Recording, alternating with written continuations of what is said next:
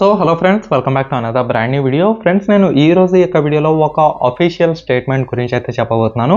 మనకు రీసెంట్గానే OnePlus 11 R OnePlus 11 5G mobiles launch చేయడం అయితే జరిగింది. చాలామంది ఇప్పుడు తెలియకుండా ప్రో మోడల్ గురించి అయితే ఎదురు చూస్తున్నారు అనమాట.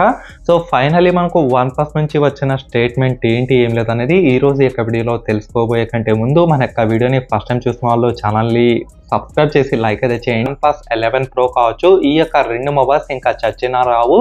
OnePlusలో ఈ ఇయర్ వచ్చిన మొబైల్స్ OnePlus 11 ఆర్ OnePlus 11 మాత్రమే ఫ్లాగ్షిప్ కేటగిరీలో తీసుకొచ్చామని వీళ్ళైతే చెప్తున్నారు. దీనికి అర్థం ఏమంటే OnePlus 11 Pro రాదు, OnePlus 11T కూడా రాదనమాట. దీనికోసం ఎవరైనా ఎదురు చూసే వాళ్ళు ఎవరైనా ఉంటే అలాంటి వాళ్ళకు న్యూస్ అయితే ఇంకా తెలిసిపోయింది కదా, OnePlus 11 Pro అయితే రాదు. ఇది ఒక విషయం అయితే గుర్తుంచుకోండి.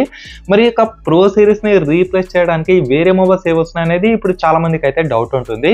నా లెక్క ప్రకారం చూసినట్టయితే వీళ్ళు రీసెంట్ గానే ఒక పాస్ట్ 3 years నుంచి OnePlus ఫోల్డబుల్ మొబైల్స్ పైన వర్క్ చేసినట్టు మనకైతే తెలిసింది. ఇది చాలా టెక్ న్యూసెస్ లో కూడా నేనైతే చూశాను. దాన్ని బట్టి చూసినట్టయితే మేబీ దిస్ ఇయర్ ఎండింగ్ లో OnePlus నుంచి ఒక ఫోల్డబుల్ స్మార్ట్ ఫోన్ లాంచ్ చేసే అవకాశం అయితే కనిపిస్తుంది. అంతేకాక రీసెంట్ గా వీళ్ళు OnePlus ప్యాడ్ కూడా లాంచ్ చేస్తారనమాట, చాలా పవర్ఫుల్ ప్రాసెసర్. మేబీ ఇది కూడా వన్ ఆఫ్ ద రీజన్ కావచ్చని నేనైతే అనుకుంటున్నాను. ఫ్యూచర్ లో మనకు ఏ రకంగా ఈ యొక్క శాంసంగ్ కావచ్చు, ఐఫోన్ కావచ్చు, ఏ రకంగా మనకు ఒక అన్ప్యాక్డ్ ఈవెంట్ తీసుకొస్తారో ఇది కూడా అదే రకంగా ఉండే అవకాశం అయితే కనిపిస్తుంది. OnePlus 11 Pro కిందికి వస్తుంది, OnePlus 11R మీకు వనీలా వేరియంట్ కిందికి అయితే వస్తుంది అనమాట. అండ్ ఇప్పుడు OnePlus ఫోల్డబుల్స్ విషయానికి వస్తే మనకు as per leaks and as per rumour చూసినట్టయితే Q3 of 2023లో ఈ యొక్క మొబైల్స్ అంటే ఈ యొక్క ఫోల్డబుల్ స్మార్ట్ ఫోన్స్ తీసుకొస్తున్నట్టు మనకైతే కొన్ని ఆర్టికల్స్ బట్టి అయితే తెలుస్తుంది. మరి OnePlus కూడా మెల్లమెల్లగా వీళ్ళ యొక్క పోర్ట్ఫోలియో అనేది ఎక్సైడ్ అయితే చేస్తున్నారు, అంటే ఇంక్రీజ్ అయితే చేస్తున్నారు. OnePlus ఫోల్డబుల్ తీసుకొస్తున్నారు, OnePlus ప్యాడ్ అయితే తీసుకొస్తున్నారు. ఇంకా OnePlus నుంచి వాచ్, ఇయర్ బడ్స్ ఇవన్నీ ఉన్నవే, కాకపోతే కొత్త ప్రోడక్ట్స్ మాత్రం OnePlus ఫోల్డబుల్ స్మార్ట్ ఫోన్ తీసుకొస్తున్నారు. అలాగే ప్యాడ్ కూడా వీళ్ళైతే తీసుకొని రావడం జరిగింది.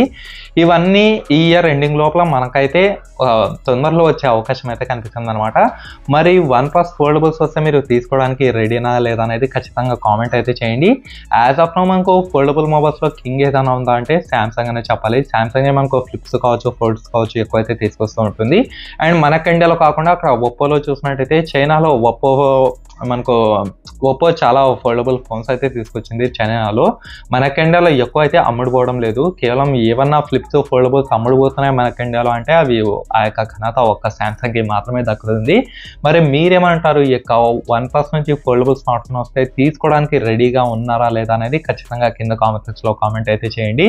మరి నాకు ఒపీనియన్ చెప్పాలనిపిస్తే ఇది అయితే లిటిల్ బిట్ ఇంట్రెస్టింగ్ అనే చెప్పాలి. ఎనీహో వచ్చేంత వరకు అయితే వెయిట్ చేద్దాం. మనకు Q3 of 2023 అంటున్నారు కాబట్టి ఇంకో 5-6 monthsలో ఈ యొక్క మొబైల్ గురించి ఏదో ఒకటి మనకైతే ఖచ్చితంగా తెలియబోతుంది. కాకపోతే నేను ఇంట్రెస్టింగ్గా ఎదురు చూసేది ఏమంటే దీని యొక్క ప్రైస్ ఎంత పెడతారా అనేది. ఎందుకంటే శాంసంగ్ వచ్చేసి 80,000 నుంచి స్టార్ట్ అయ్యి అప్ టు 1,50,000 వరకు దాని యొక్క ప్రైస్ అయితే పెడుతుంది.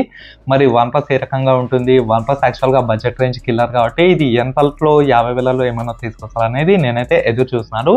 మరి మీరేమంటారు ఈ యొక్క foldable smart phones of OnePlus గురించి అనేది ఖచ్చితంగా కింద కామెంట్ సెక్షన్లో కామెంట్ అయితే చేయండి, నేను కూడా తెలుసుకుంటాను. Any how, thanks for watching, stay good and by by for now.